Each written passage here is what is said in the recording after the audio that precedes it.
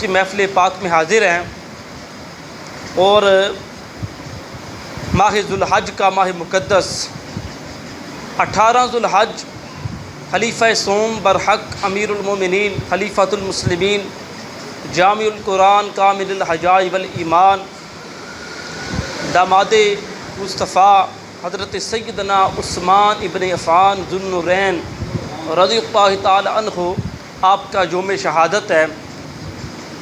تو پچھلے پیر شریف کو میں نے آپ حضرات کے سامنے حضرت سیدنا عثمان غنی، آپ کی سخاوت، آپ کی حیا اور دیگر آپ کی جو ہے وہ شان و مرتبت کے حوالے سے گزارشات عرض کی تھی، اور وعدہ بھی کیا تھا کہ اگلے پیر شریف کو سیدنا عثمان غنی کی شہادت کے حوالے سے کچھ گزارشات عرض کریں گے۔ حضرات عزیز وقار، حضرت سیدنا عثمان غنی رضی اللہ تعالیٰ عنہ آپ ان خوش نصیب شہیدوں میں سے ہیں کہ جن کو شہادت کی خبریں قبل از وقت مصطفیٰ کریم نے اپنی ختم نبوت والی زبان سے ارشاد فرمائی تھی۔ اور حضرات ایک یہ بھی مسئلہ ذہن نشین کر لیں کہ شہید مانا ہی وہ جائے گا جسے اللہ اور اس کے رسول شہید کہیں گے۔ دیکھو ویسے تو ایک وہ اپنا جنگ کے اندر ایک صحابہ نے عرض کی، یا رسول اللہ صلی اللہ علیہ وسلم، یہ بندہ جو ہے بڑی مجاہدانہ کردار کے ساتھ لڑ رہا ہے اور بڑے کافروں کو اس لیے جو ہے وہ واصل جہنم کیا ہے اور بڑی جرت سے بڑے جذبے سے لڑ رہا ہے۔ مصطفیٰ کریم علیہ السلام نے فرمایا یہ جہنمی ہے۔ تو صحابی نے کہا کہ یہ کیسے جہنمی ہے؟ مصطفیٰ کریم کی زبان مبارک سے بات نکلی ہے تو ہو تو نہیں سکتا کہ یہ جہنمی ہو نا، کیونکہ سرکار دو جہاں کی بات جو ہے وہ پتھر کے اوپر لیک کی طرح ہوتی ہے۔ تو حضرات آپ وہ صحابی نے دیکھا تو اس نے پھر اسے زخم اتنے آئے کہ اس نے اپنے آپ کو تلوار مار کے خودکشی کر لی۔ تو صحابی نے کہا صدقتا یا رسول اللہ صلی اللہ علیہ وسلم، آقا آپ نے جو بھی فرمایا سچ فرمایا ہے، یعنی مصطفیٰ کریم علیہ السلام جسے شہید کہیں گے یا اللہ اور کا رسول جسے شہادت کی مہر لگائے گا شہید ہوگا بھی وہی۔ تو حضرت عثمان غنی وہ ہستی ہیں جن کو حضرت مصطفیٰ کریم علیہ السلام نے شہادت کی خبریں دی تھی۔ حضرات عزیز وقار، حضرت عثمان غنی آپ کی شہادت مصطفیٰ کریم نے فرمایا کہ ایک فتنہ ہوگا بلوائیوں کا مدینے کے اندر، اور اس فتنے میں میرا عثمان جو ہے وہ مظلوم شہید کر دیا جائے گا۔ حضرت عثمان غنی رضی اللہ تعالیٰ عنہ آپ کی شہادت کا کچھ واقعہ اس طرح ہے کہ آپ کی خلافت کا 10واں سال ہے، 12 سال آپ نے خلافت فرمائی۔ تو 10واں سال ہے تو آپ ایک نماز جنازہ کی امامت پڑھانے کے لیے آئے۔ تو جب مصلی امامت پر آنے لگے تو وہ چارپائی پہ مرنے والا جو شخص تھا نا وہ اٹھ کر بیٹھ گیا اور حضرت عثمان غنی سے باتیں کرنے لگ پڑا، اور اس نے کہا السلام علیکم اے عثمان، میں آپ کو ایک اطلاع دینے کے لیے اٹھا ہوں کہ آپ کی خلافت کے 2 سال باقی رہ گئے ہیں اور ہر ضعیف کی زندگی تنگ ہونے والی ہے۔ لوگ طاقتور ضعیفوں کو تنگ کریں گے، کمزوروں کو تنگ کریں گے، اور اے پیارے عثمان، میں یہ اطلاع دینے کے لیے اٹھا ہوں کہ قصہ بحر عریس بھی پیش آنے والا ہے۔ اتنی بات کی اس نے پھر آنکھیں بند کی اور جنازے والی چارپائی پہ لیٹ گیا۔ اب حضرت عثمان غنی آپ کے لیے ایک اطلاع تھی، آپ سوچتے رہے کہ یہ قصہ بحر عریس کیا ہے۔ تو یہ قصہ بحر عریس آپ سوچتے رہے کہ کیا ہے۔ تو بحر جو ہے وہ عربی میں کنویں کو کہتے ہیں، عریس اس وادی کا بستی کا نام تھا جہاں پر یہ کنواں موجود تھا۔ تو حضرت عثمان غنی آپ کی انگلی مبارک کے اندر ایک انگوٹھی تھی، اور یہ انگوٹھی دراصل مصطفیٰ کریم علیہ السلام کی انگوٹھی تھی۔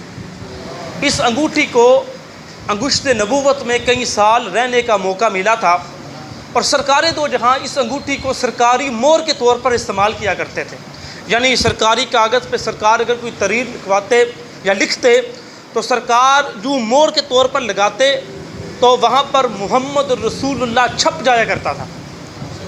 تو یہ انگوٹھی جو تھی یہ حضرت حضور آقا علیہ السلام کے ظاہری وصال کے بعد یہ انگوٹھی سیدنا صدیق اکبر کے پاس آئی۔ سیدنا صدیق اکبر کے وصال کے بعد یہ انگوٹھی تاجدار عدالت سیدنا فاروق اعظم کے پاس آئی، اور سیدنا فاروق اعظم کے شہادت کے بعد یہ انگوٹھی سیدنا عثمان غنی کے پاس آئی۔ تو آپ ایک مرتبہ بحر عریض پر بیٹھے ہوئے تھے کنویں کے مڈیل پر، تو مصطفیٰ کریم نبی علیہ السلام کی ایک عادت تھی، آپ انگوٹھی جو تھی نا انگلی کے اندر اسے گھمایا کرتے تھے، یا کبھی اتار لی یا کبھی پہن لی، کبھی اتار لی کبھی پہن لی۔ تو صحابہ جو تھے وہ بھی حضور آقا علیہ السلام کی ہر ادا کو اپناتے تھے مصطفیٰ کریم۔ یعنی میں ایک مثال دیتا ہوں کہ سیدنا عثمان غنی رضی اللہ تعالیٰ عنہ نے آپ نے ایک جگہ پر وضو فرمایا، اور وضو فرما کے آپ مسکرا پڑے، تو صحابہ نے عرض کی کہ اے پیارے عثمان آپ مسکرائے کیوں ہیں؟ فرمایا ایک دن میں نے مصطفیٰ کریم کو دیکھا تھا، سرکار نے اسی جگہ پر وضو فرما کے سرکار مسکرائے، تو میں بھی اسی جگہ پہ وضو کر کے مسکرایا، اس لیے ہوں کہ سرکار کی سنت جو ہے وہ پوری ہو جائے۔ تو صحابہ حضور کی ہر سنت پر عمل کیا کرتے تھے۔ تو عثمان غنی رضی اللہ تعالیٰ عنہ بھی کنویں کی مڈیل پر بیٹھ کے انگوٹھی کو جو گھما رکھے ہیں، تو کبھی اتارتے ہیں یا کبھی پہنتے ہیں، تو وہ انگوٹھی جو تھی نا وہ کنویں میں جا گری، آپ کے ہاتھ سے چھوٹ کرنا انگوٹھی کنویں میں جا گری۔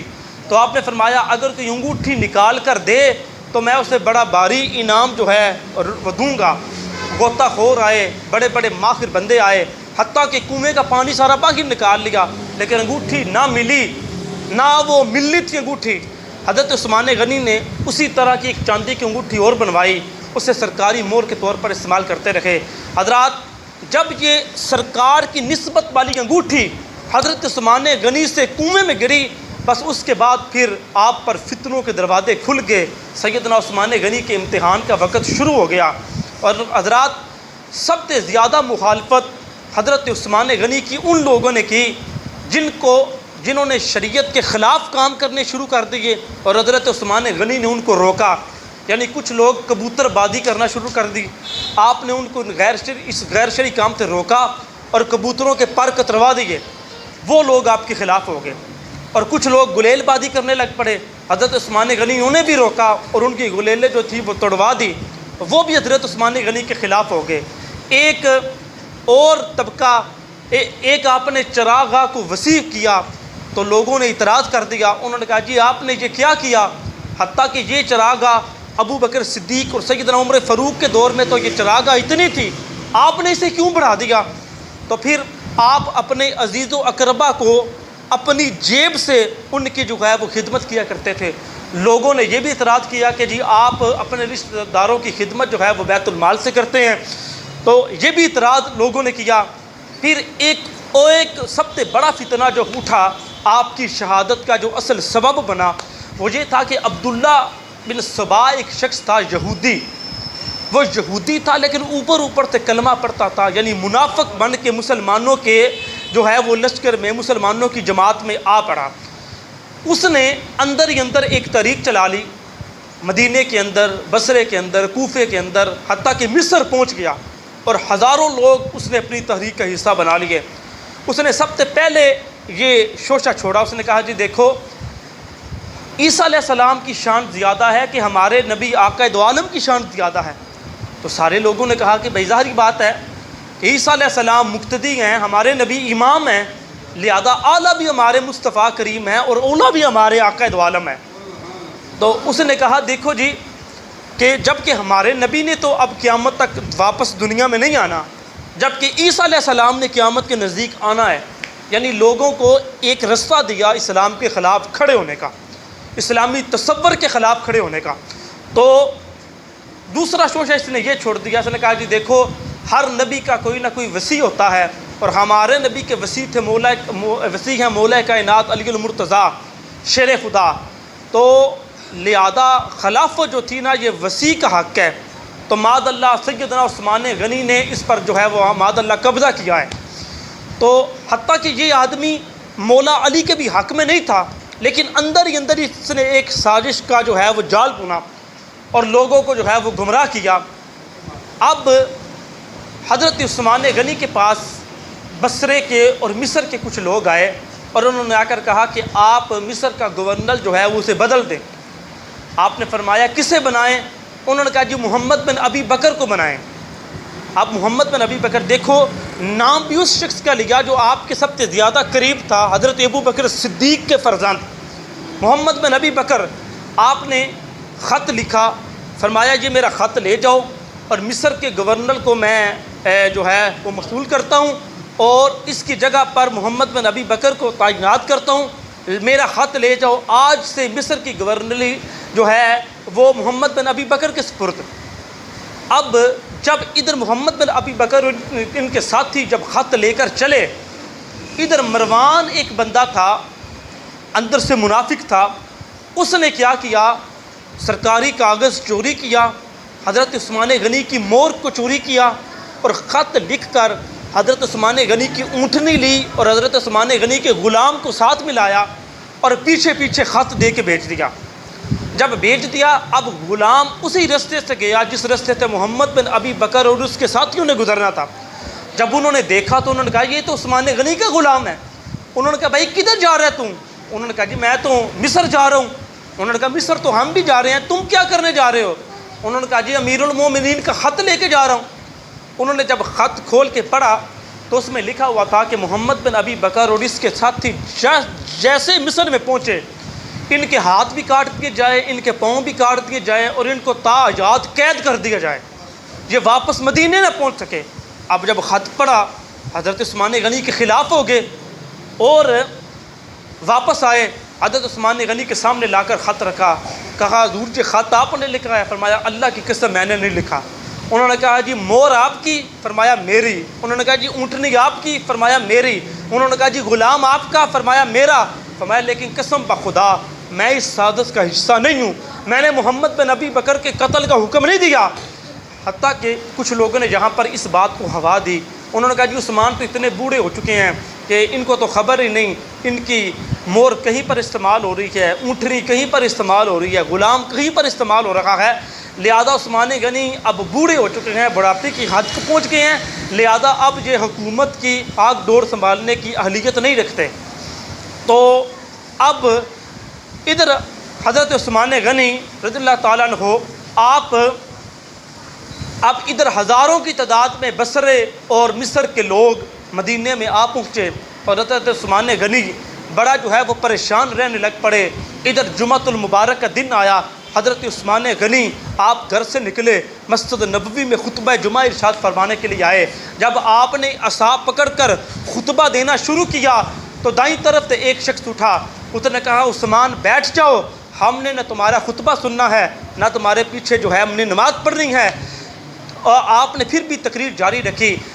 بائیں طرف سے ایک آدمی اٹھا، اس نے کہا عثمان بیٹھ جا، ہم نے نہ تیرا خطبہ سننا ہے نہ تیرے پیچھے ہم نے جمعہ پڑھنا ہے، عثمان بیٹھ جا۔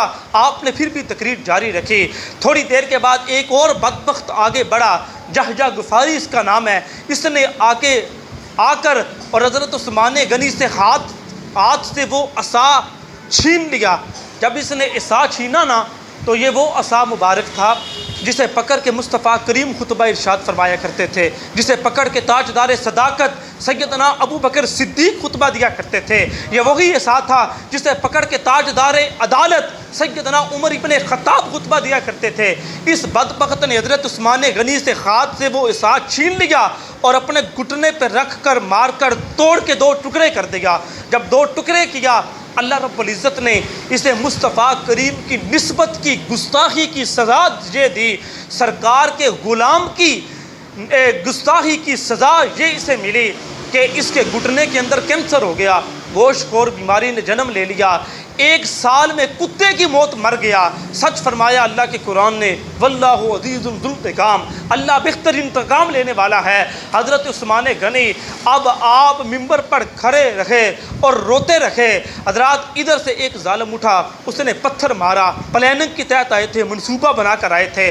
حضرات سینکڑوں پتھر مسجد نبوی شریف کے اندر مصطفیٰ کریم کے دیوانے، آقا کریم علیہ الصلوۃ والسلام کے غلام اور خلیفہ وقت خلیفہ عصر پتھر امیر المومنین کے اوپر برسنا شروع ہو گئے، حتیٰ کہ سیدنا عثمان غنی بے ہوش ہو کر ممبر رسول پر گر پڑے۔ صحابہ نے اٹھایا اور گھر لے کر آئے۔ جب گھر لے کر آئے، ادھر حضرت امیر معاویہ رضی اللہ تعالیٰ عنہ کو پتہ چلا۔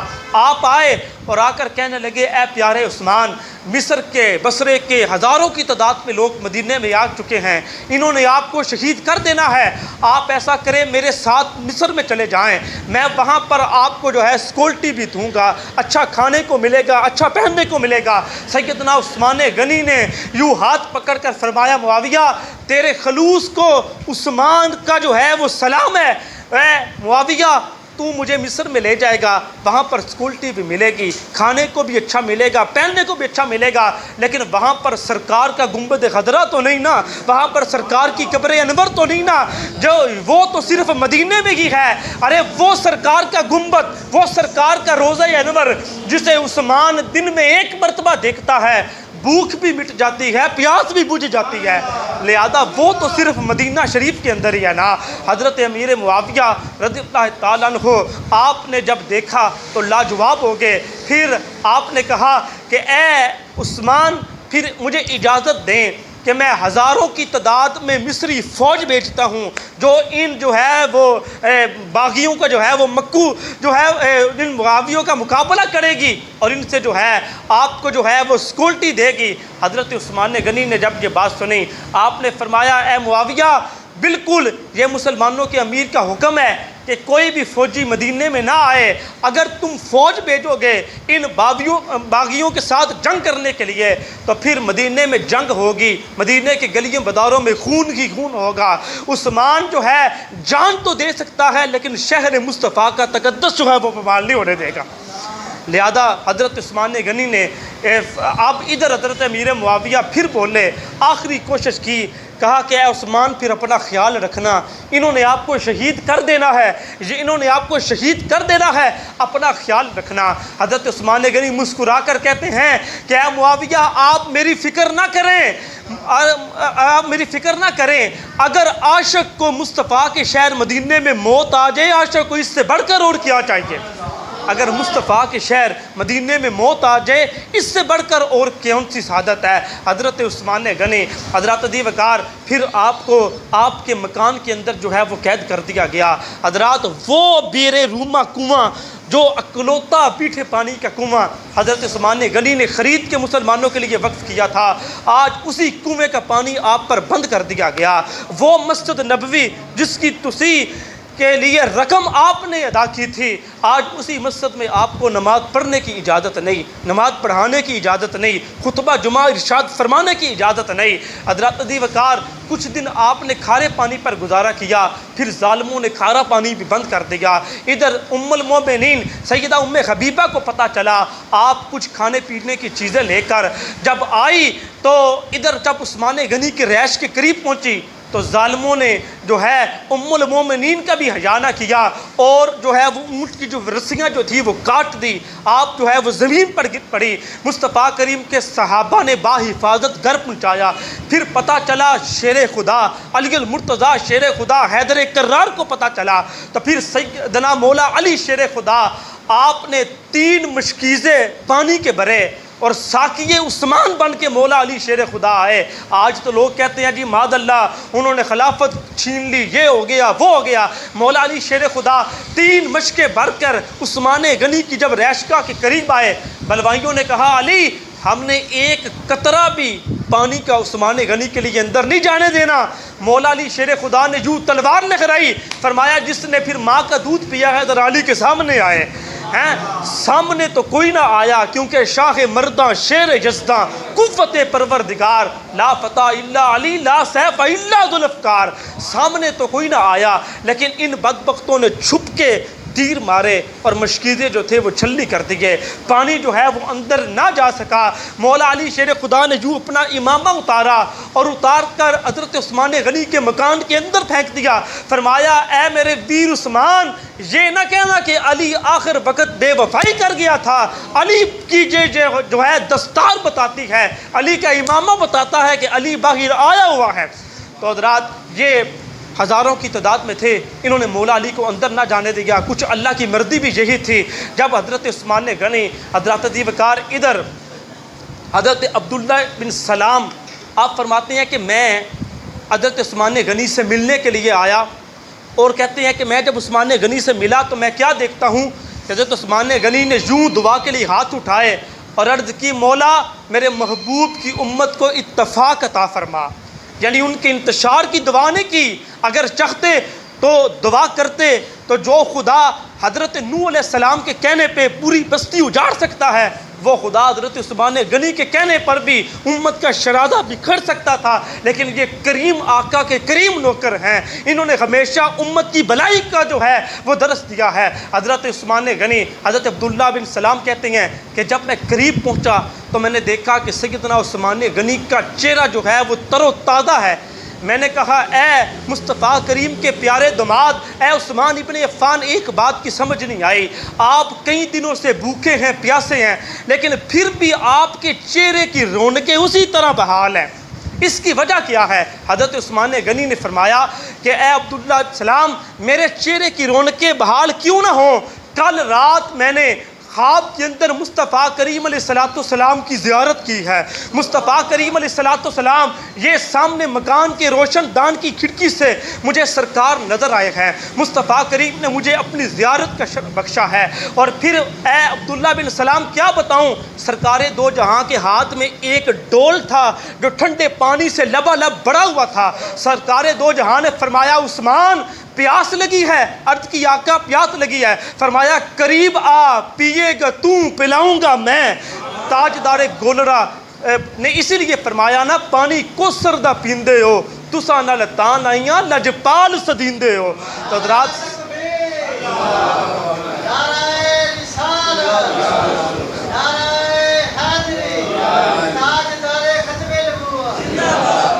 حضرات سیدنا عثمان غنی، تو آپ فرماتے ہیں کہ جب سرکار نے مجھے وہ پانی پلایا تو فرماتے ہیں وہ پانی اتنا میٹھا اور اتنا ٹھنڈا تھا، میں اس پانی کی ٹھنڈک اور مٹھاس ابھی تک اپنے سینے کے اندر اترتی محسوس کر رہا ہوں۔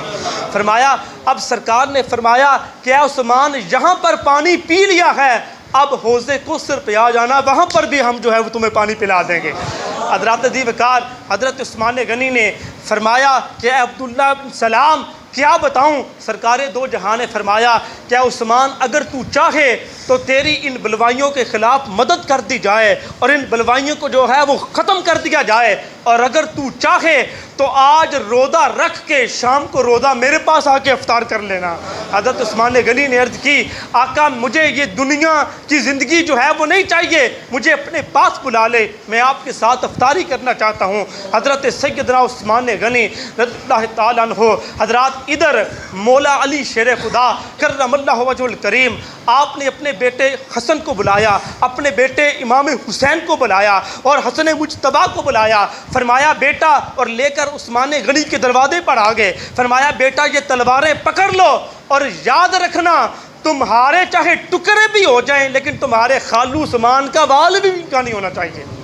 حضرت عثمان غنی کے دروازے پہ کھڑا کر دیا۔ جب سیدنا عثمان غنی کو شہید کر دیا گیا، مولا علی شیر خدا کو پتہ چلا، آپ غصے میں آئے، ایک تھپڑ حضرت امام حسن کے منہ پہ مارا، ایک تھپڑ امام حسین کے منہ پہ مارا۔ فرمایا، کیا کیا تم؟ اپنے خالو عثمان کی ڈال کیوں نہ بنے؟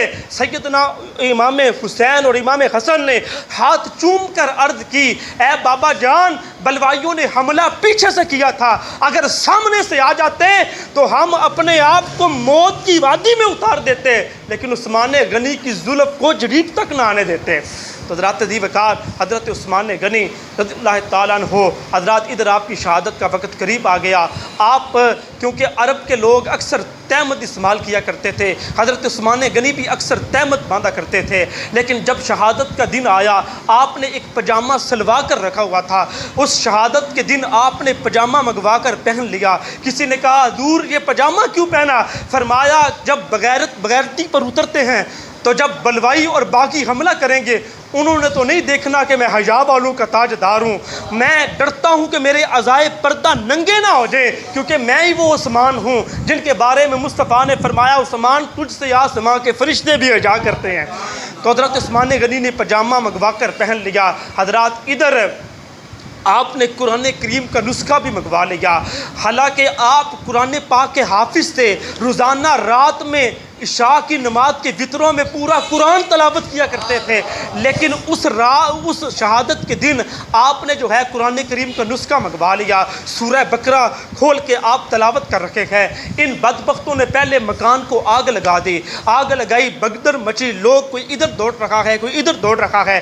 انہوں نے موقع دیکھ کر انہوں نے پیچھے والی دیوار سے آ کر حملہ کیا۔ حضرت عثمان غنی جو اللہ کے قرآن کی تلاوت کر رکھے ہیں، ایک بدبخت آگے بڑھا اور اس نے حضرت عثمان غنی کے گلے سے پکڑا اور دبانا شروع کر دیا۔ آپ نے فرمایا بینی و بینک کتاب اللہ، فرمایا تمہارے اور میرے درمیان اللہ کی کتاب ہے، چھوڑ کے پیچھے ہٹ گیا۔ ایک اور بدبخت آگے بڑھا، اس نے گلا دبایا، بڑا دیو ہیکل تھا وہ، اور بڑا جو ہے وہ قوی الجثہ تھا وہ، اس نے دبانا شروع کیا۔ آپ نے فرمایا بینی و بینک کتاب اللہ، فرمایا تمہارے اور میرے درمیان اللہ کی کتاب ہے، چھوڑ کے پیچھے ہٹ گیا۔ ایک اور بدبخت آگے بڑھا، اس نے لوہے کا جو ہے وہ ڈنڈا تھا، اس نے حضرت عثمان غنی کے سر پر مارا، آپ کو جو ہے وہ چکر آیا، آپ زمین پر گرے۔ ایک بدبخت اور آگے بڑھا، اس نے جو ہے وہ تلوار آپ کے جو ہے وہ سینے کے اندر پھونک دی، خون کا فوارہ نکلا۔ ادھر سامنے اللہ کا قرآن کھلا ہوا ہے، سورہ بقرہ کی آیہ مقدسہ جو ہے، سورہ بقرہ کی یہ والی آیت فَسَيَكْفِيكَهُمُ اللَّهُ وَهُوَ السَّمِيعُ الْعَلِيمُ، اس آیہ مقدسہ پر آپ کا خون گرا۔ حضرات دی وقار، پھر مجھے کہنے دے کہ قیامت کا دن ہوگا، کسی شہید کی گواہی بدر کی زمین دے گی، کسی شہید کی گواہی احد کی زمین دے گی، کسی شہید کی گواہی میدان کربلا کی زمین دے گی، لیکن جب باری آئے گی حضرت عثمان ابن عفان کی، تو آپ کی شہادت کی گواہی دینے کے لیے بھی اللہ کا قرآن آئے گا، اللہ کا قرآن آپ کی گواہی دے گا شہادت کی۔ حضرت عثمان غنی کی روح کف انصری سے پرواز کر گئی، انا للہ و انا الیہ راجعون۔ حضرات پھر جنازہ نہیں اٹھانے دیا جا رہا، 3 دن تک آپ کا جنازہ اٹھانے نہیں دیا جا رہا۔ پھر 3 دن کے بعد مصطفیٰ کریم کے غلاموں نے اجتماعی طور پہ کوشش کر کے جنازے کو حاصل کر دیا۔ حضرات دی وقار، پھر آپ کو جو ہے نماز جنازہ ادا کر کے حضرت زبیر نے نماز جنازہ پڑھائی، پڑھانے کے بعد آپ کو حش کوکب جنت البقیع کا ایک مقام ہے، حش کوکب، حش وہ باغ تھا، اور کوکب انصاری بندہ جس کا باغ تھا، اس سے حضرت عثمان غنی نے اپنی جیب سے قیمت سے وہ باغ خریدا تھا اور اسے جنت البقیع کا حصہ بنایا تھا۔ اس حش کوکب میں آپ کی جو ہے وہ تدفین کی گئی۔ حضرات دی وقار، سرکار دو جہاں نے فرمایا جب میرا عثمان قیامت کے دن میدان معاشر میں آئے گا تو پھر میرے یار عثمان کے میدان معاشر میں کس سج دج سے آئے گا؟ فرمایا جب عثمان غنی میدان معاشر میں آئیں گے، فرمایا جو ہے دائیں اور بائیں میری 2 بیٹیاں ہوں گی اور باقی پیچھے باقی ازواج عثمان ہوں گی۔ فرمایا عثمان کی گردن سے تازہ خون ابل رہا ہوگا، اور فرمایا پھر پل صراط کے اوپر عثمان کا تخت بچھا دیا جائے گا اور عثمان کو نور کے 2 حلے پہنائے جائیں گے۔ فرمایا سرکار نے کہ میرے یار عثمان غنی کے چہرے کی روشنی اتنی ہوگی کہ میری ساری امت جو ہے اسی روشنی کے اندر پل صراط کو جو ہے وہ پار کرے گی۔ اور فرمایا جنہوں نے عثمان غنی سے بغض رکھا اس کو اس نور کا حصہ نہیں ملے گا، جنہوں نے عثمان غنی سے بغض رکھا ان کو عثمان غنی کے نور کا حصہ نہیں ملے گا۔ حضرات دی وقار، مصطفیٰ کریم علیہ الصلوۃ والسلام کی بارگاہ میں آخری بات کر رہا ہوں، ایک جنازہ لایا گیا اور عرض کی آقا اس کا جنازہ پڑھا دیں۔ میرے کریم آقا نے جنازہ پڑھانے سے انکار کر دیا۔ عرض کی آقا اس شخص کا جنازہ کیوں نہیں پڑھایا؟ فرمایا یہ شخص میرے عثمان غنی سے بغض رکھا کرتا تھا۔ آج 10 محرم کا دن آئے، ہمارے نوجوان بھی کالے کپڑے پہن کے مجلسوں میں چلے جاتے ہیں، وہ کہتے ہیں دیکھو جی نہیں جی گل سننی چاہیے سارے دی، دیکھو جی آندے کی نے۔ میں نے کہا ادھر عثمان غنی کا جس کے سینے میں بغض ہے، مصطفیٰ کریم اس کا جنازہ نہیں پڑھاتے۔ ارے جو تینوں خلفاء پہ تبرہ بولتا ہو تو پھر تم ذرا خود غور کر لینا، جو مصطفیٰ کریم کے 3 یاروں کا انکار کرتا ہو تو پھر جو ہے قیامت کے دن سرکار نے اگر تم سے چہرہ پھیر لیا تو پھر کہاں جاؤ گے؟ ہم تو بس اتنا ہی کہتے ہیں کہ یہ باتیں نہ کرو بلکہ ہے کرنے ایک ہی مشعل کی، ابو بکر عمر عثمان و علی ہم مسلک ہیں یاران نبی، کچھ فرق نہیں ان چاروں میں، جے شک کو ویتے چل مدینے ویک سنجوگ مزارہ دا بن یار نبی دیا یارہ دا۔ حضرات عزیز وقار، میری دعا ہے کہ اللہ کریم ہم سب کو مصطفیٰ کریم علیہ السلام کے اصحاب رسول، ازواج رسول، اہل بیت اطہار سب کی غلامی اور مصطفیٰ کریم کی ہر نسبت کا احترام کرنے کی توفیق عطا فرمائے۔ وآخر دعوانا الحمدللہ رب العالمین۔ اگلے پیر شریف کو انشاءاللہ تعالی شہادت سیدنا عمر ابن خطاب، سیدنا فاروق اعظم رضی اللہ تعالیٰ عنہ آپ کی شہادت کے حوالے سے میں گزارشات عرض کروں گا۔ وآخر دعوانا الحمدللہ رب العالمین۔